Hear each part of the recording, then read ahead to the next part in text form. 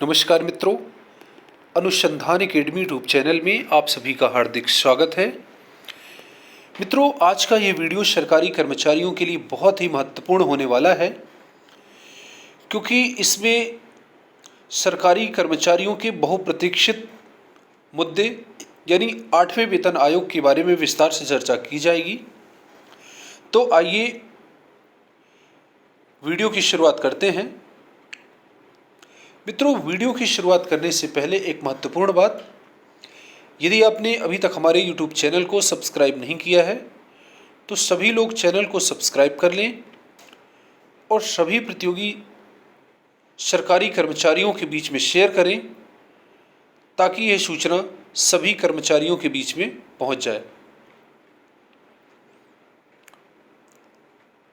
यहाँ पर आप देख रहे हैं 8वें वेतन आयोग की तैयारी शुरू, पुरानी पेंशन योजना पर विचार का सुझाव, बढ़ सकता है कर्मचारियों का शुरुआती वेतन, सरकार को वेतन आयोग पर सुझाव, मानक उपभोग मापदंड को 3 से बढ़ाकर 3.6 पारिवारिक उपभोग यूनिट करने का सुझाव, एनसी जेसीएम की सिफारिशों में कर्मचारियों की ज़्यादा श्रेणियां शामिल, 8वें वेतन आयोग के 1 जनवरी 2026 से प्रभावी होने की उम्मीद, केंद्र सरकार के करीब 45 लाख कर्मचारियों और 68 लाख पेंशन भोगियों को होगा इसका लाभ। तो मित्रों, वीडियो के लास्ट तक आप बने रहिएगा, इन सभी महत्वपूर्ण बिंदुओं पर विस्तार से चर्चा की जाएगी। साथ ही सरकारी कर्मचारियों द्वारा, कर्मचारी संगठनों द्वारा वेतन आयोग में क्या क्या मांग रखी गई हैं, कौन कौन से सुझाव रखे गए हैं, इन पर भी विस्तार से चर्चा की जाएगी। तो वीडियो के लास्ट तक बने रहिएगा, सभी महत्वपूर्ण बिंदुओं पर बात करते हैं। मित्रों, सरकारी कर्मचारियों के वेतन की समीक्षा के लिए 8वें केंद्रीय वेतन आयोग के गठन की घोषणा के 6 महीने बाद कर्मचारी प्रतिनिधियों ने कुछ सिफारिशें की हैं। इन सिफारिशों का असर करीब 45 लाख कर्मचारियों और 68 लाख पेंशन भोगियों पर पड़ेगा, जिसमें रक्षा कर्मी भी शामिल हैं। मित्रों, सिफारिशों में 2024 के बाद सेवा में आए सरकारी कर्मचारियों के लिए पुरानी पेंशन योजना को बहाल करना। यहाँ पर आप देख रहे हैं सरकारी कर्मचारियों ने क्या किया है, उन्होंने कहा है कि पुरानी पेंशन योजना को बहाल किया जाए।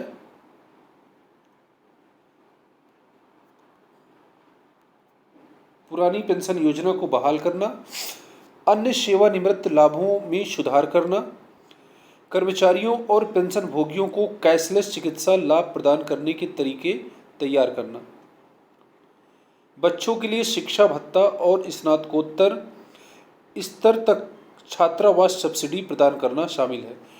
तो यहाँ पर सरकारी कर्मचारियों द्वारा बड़े ही महत्वपूर्ण मुद्दों पर बात की है और उन्होंने सरकार से मांग की है कि सरकार उनके इन मांगों को पूरा करे।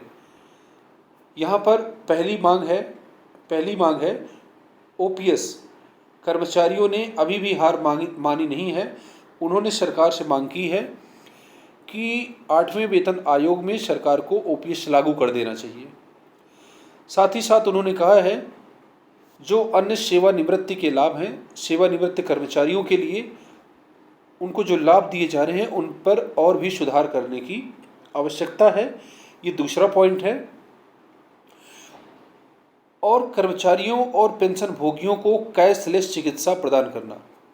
ये मित्रों, तीसरा पॉइंट बहुत ही महत्वपूर्ण है, क्योंकि सरकारी कर्मचारियों को इतनी सैलरी नहीं मिलती है। अगर कोई ऐसी बड़ी बीमारी हो जाती है तो कर्मचारियों के पास पैसा नहीं होता है कि वह दवा करवा सकें।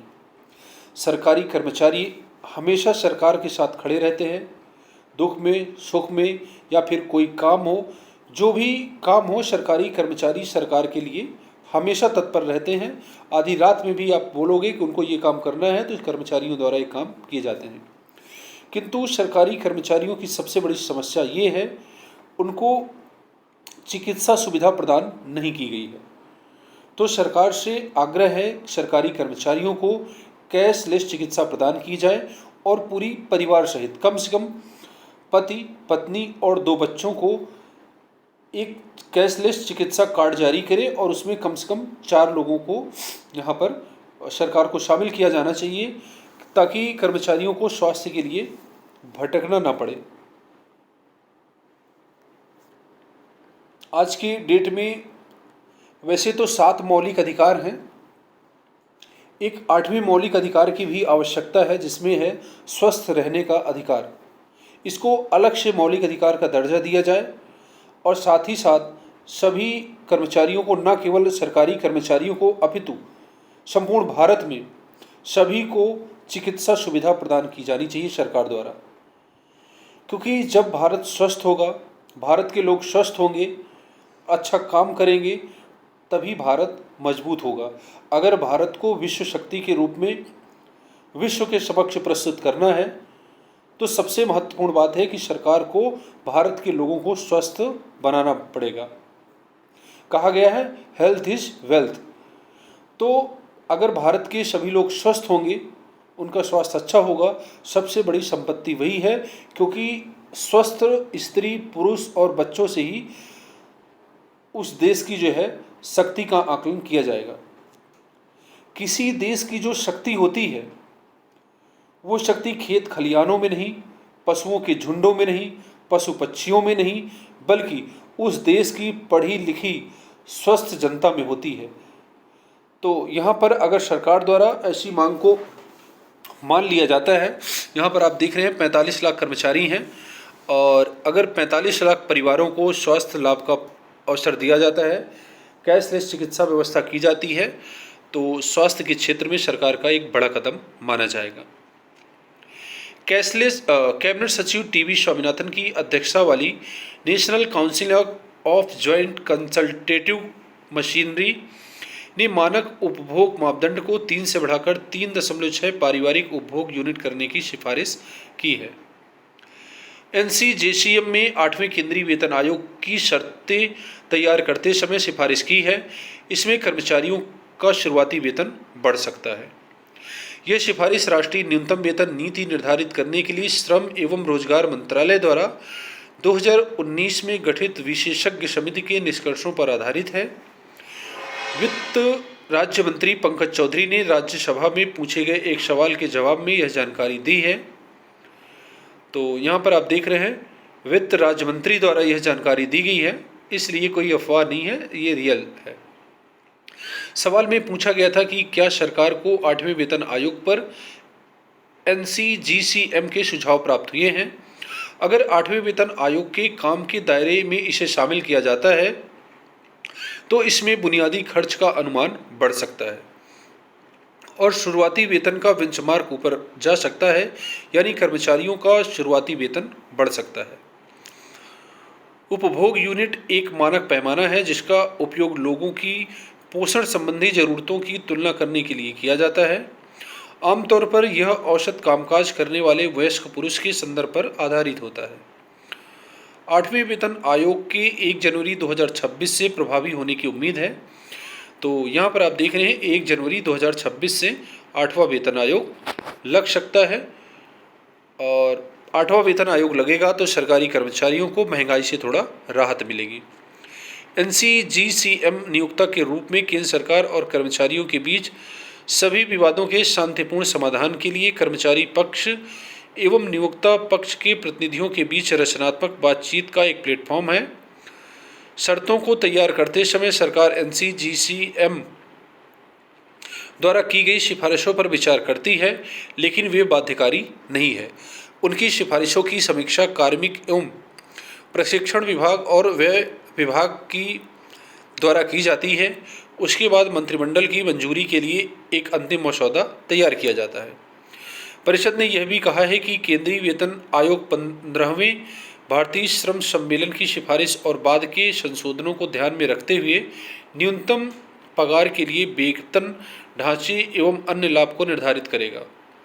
परिषद ने 2004 के बाद बहाल किए गए कर्मचारियों के लिए पुरानी पेंशन योजना पर नए सिरे से गौर करने और हर 5 साल बाद पेंशन में वृद्धि के साथ साथ पिछले एवं भविष्य के पेंशन भोगियों के बीच समानता लाने का प्रस्ताव रखा है।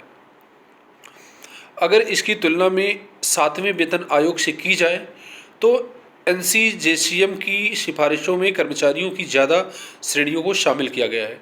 तो यहाँ पर आप देख रहे हैं एनसीजेसीएम की सिफारिशें हैं और इन सिफारिशों को अधिकतर सरकार द्वारा हमेशा माना गया है। अगर सरकार इन सिफारिशों को मान लेती है तो सरकारी कर्मचारियों में खुशी की लहर होगी, क्योंकि इसमें ऐसी ऐसी मांगें रखी गई हैं जो सरकारी कर्मचारियों के लिए आज के समय में बहुत ही ज़रूरी हैं। तो एक बार कर्मचारियों द्वारा पुराने पेंशन योजना को फिर से दोहराया गया है और पुरानी पेंशन योजना को लागू करने के लिए सरकारी कर्मचारी यहाँ पर बराबर प्रयास कर रहे हैं, सरकार पर दबाव बना रहे हैं। 8वें वेतन आयोग में भी पुरानी पेंशन योजना को शामिल करने का सुझाव दिया गया है। तो यदि सरकार द्वारा पुरानी पेंशन योजना को लागू किया जाता है, साथ ही सरकारी कर्मचारियों को कैशलेस चिकित्सा लाभ प्रदान किया जाता है, तो कर्मचारियों के लिए यह एक बड़ा कदम माना जाएगा। तो मित्रों, इस संबंध में आपका क्या सुझाव है? कितना वेतन बढ़ सकता है? सरकार कैशलेस स्वास्थ्य सुविधा प्रदान करेगी या नहीं करेगी? इन सब बिंदुओं पर आप अपना सुझाव जरूर दीजिएगा। और सरकारी कर्मचारियों से संबंधित सभी सूचनाओं के लिए हमारे चैनल को सब्सक्राइब करें, चाहे वेतन आयोग हो, चाहे ओपीएस हो, एनपीएस हो, या फिर सरकारी कर्मचारियों का कोई भी मुद्दा हो, हमारे चैनल के माध्यम से उठाया जाता है। तो आप सभी से आग्रह है कि हमारे चैनल को सब्सक्राइब करें और सभी सरकारी कर्मचारियों के बीच में ज़रूर शेयर करें। धन्यवाद।